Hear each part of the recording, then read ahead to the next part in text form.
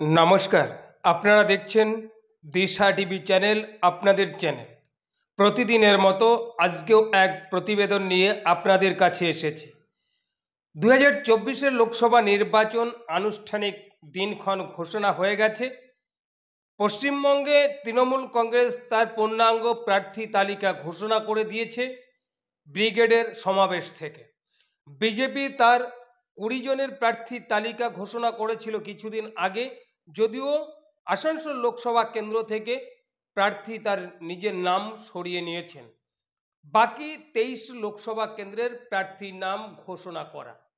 এবার দেখা যাক যে বিজেপির যে আগামী দ্বিতীয় যে লিস্ট বের করবে, সেই দ্বিতীয় লিস্টে কার কার নাম থাকতে পারে, কি কি চমক থাকতে পারে, সেটাই আপনাদের সামনে তুলে ধরছি। দক্ষিণ কলকাতা, এই দক্ষিণ কলকাতায় সম্ভাব্য প্রার্থী হতে পারেন ইন্দ্রনীল খান। দেখুন, এর আগে আমরা দেখেছি অনেকের নাম শোনা গেছে, মিঠুন চক্রবর্তীর নাম এই কেন্দ্র থেকে শোনা গেছে। এখন দেখার বিষয় কেন্দ্রীয় নেতৃত্ব কোন নামে শিলমোহর দিচ্ছে। আরামবাগ লোকসভা কেন্দ্র, ২০২৪-এর লোকসভা নির্বাচনে এই কেন্দ্র থেকে সম্ভাব্য প্রার্থী তালিকায় দুটি নাম দেখা যাচ্ছে।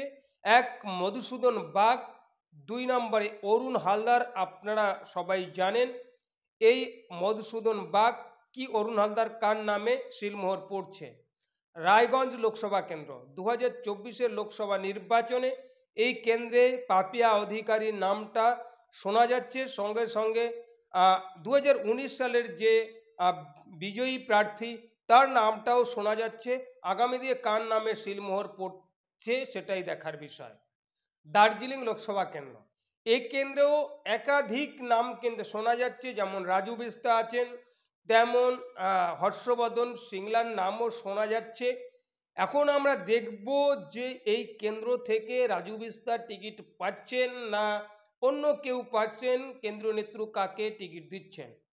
জলপাইগুড়ি লোকসভা কেন্দ্র, জলপাইগুড়ি লোকসভা কেন্দ্র থেকে এখন নাম যেটা সোশ্যাল মিডিয়াতে ঘোরাফেরা করছে সেটাই আপনাদের সামনে তুলে ধরার চেষ্টা করলাম। তাপসী রায় এই কেন্দ্র থেকে নাকি ২০২৪-এর প্রার্থী হতে পারেন। দেখে নেব পরবর্তী লোকসভা, মথুরাপুর লোকসভা কেন্দ্র। ২০২৪-এর লোকসভা নির্বাচনের জন্য এই কেন্দ্র থেকে দিলীপ জাটুয়ার নাম শোনা যাচ্ছে।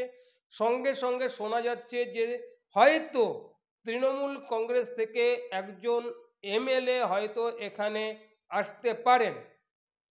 উলুবেড়িয়া লোকসভা কেন্দ্র, ২০২৪-এ এই কেন্দ্র থেকে জয় ব্যানার্জি নাম যেমন শোনা যাচ্ছে, আরেকজন হয়তো সংখ্যালঘু মুখ হয়তো উঠে আসতে পারে এই কেন্দ্রের জন্য। দেখা যাক শেষ পর্যন্ত কি হচ্ছে। এবার দেখে নেব পরবর্তী শ্রীরামপুর লোকসভা কেন্দ্র।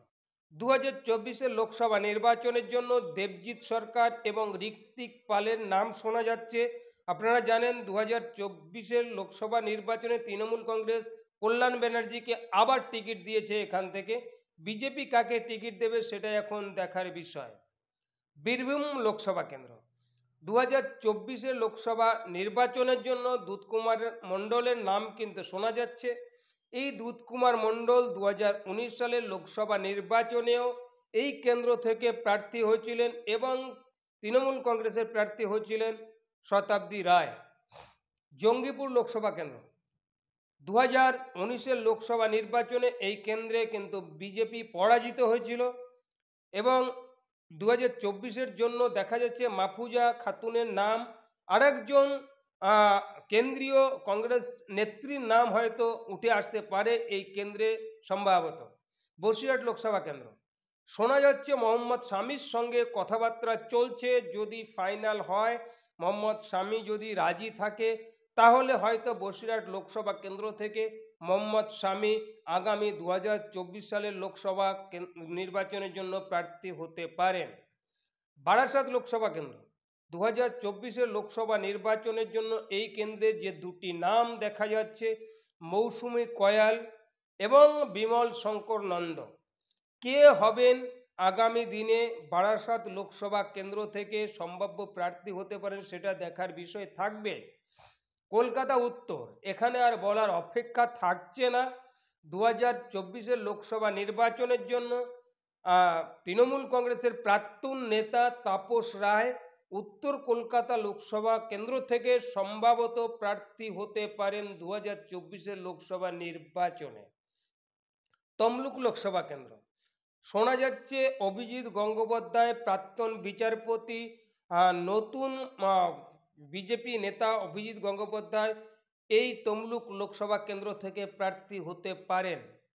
বর্ধমান দুর্গাপুর লোকসভা কেন্দ্র 2024 লোকসভা নির্বাচনে এই কেন্দ্র থেকে সম্ভবত অগ্নিমিত্রা পাল প্রার্থী হতে পারেন। 2019 সালে লোকসভা নির্বাচনে এই কেন্দ্র থেকে এস আলুওয়ালিয়াজি জয়লাভ করেছিলেন। এবার অগ্নিমিত্রা টিকিট পেলেও পেতে পারেন। ব্যারাকপুর লোকসভা কেন্দ্র 2024 লোকসভা নির্বাচনের জন্য অনেক কটা নামের কথা শোনা যাচ্ছে, যেমন ফাল্গুনী পাত্র, কৌস্তব বাগচি, পবন সিং, তেমন অর্জুন সিং এর নামটিও শোনা যাচ্ছে। দেখার বিষয় কেন্দ্রীয় নেতৃত্ব কাকে টিকিট দিচ্ছে। ডায়মন্ড হারবার লোকসভা কেন্দ্র 2024 সম্ভাব্য প্রার্থী কে হতে পারেন?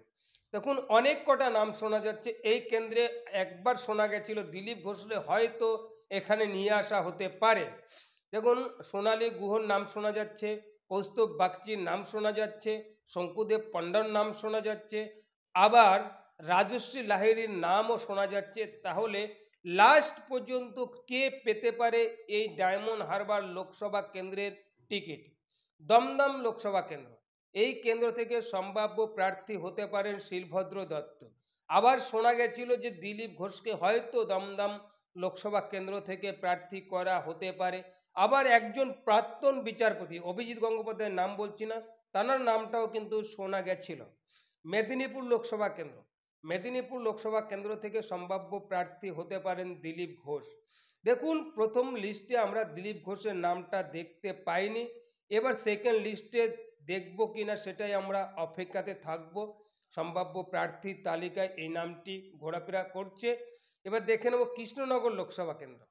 কৃষ্ণনগর লোকসভা কেন্দ্র আমরা দেখতে পাচ্ছি অমৃতা রায়ের নামটা, কিন্তু এই কেন্দ্রে ঝুলন গোস্বামীর নাম এসেছিল। বর্তমান মিঠুন চক্রবর্তীর নামও ঘোরাফেরা করছে, রুদ্রনীল ঘোষের নামও ঘোরাফেরা করছে। লাস্ট পর্যন্ত দেখা যাবে কেন্দ্রীয় নেতৃত্ব কাকে বেছে নিচ্ছেন।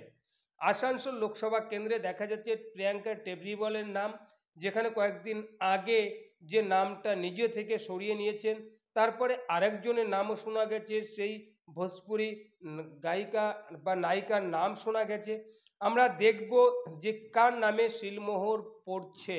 দেখুন, যে কটা নাম আপনাদের সামনে তুলে ধরেছি সব সম্ভাব্য নাম। এই নাম নিয়ে চর্চা চলছে সোশ্যাল মিডিয়াতে, টিভিতে, আপনারা দেখছেন, অনেক নিউজ পেপারেও চলছে চর্চা। সেই চর্চিত নাম কটা আপনাদের সামনে এক এক করে তুলে ধরেছি। দেখুন, বিজেপির কেন্দ্রীয় নেতৃত্ব যে নামের উপর সিলমোহর দেবে সেই নামটাই পশ্চিমবঙ্গে প্রার্থী হবে।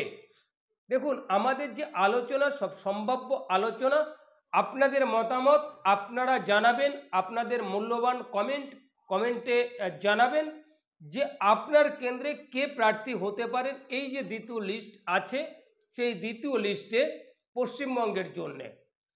তো আমাদের ভিডিও যদি ভালো লেগে থাকে অবশ্যই একটা লাইক করবেন, শেয়ার করবেন, চ্যানেলটাকে সাবস্ক্রাইব করে আমাদের সঙ্গে থাকবেন। ধন্যবাদ। দেখা হবে অন্য কোনো প্রতিবেদনে।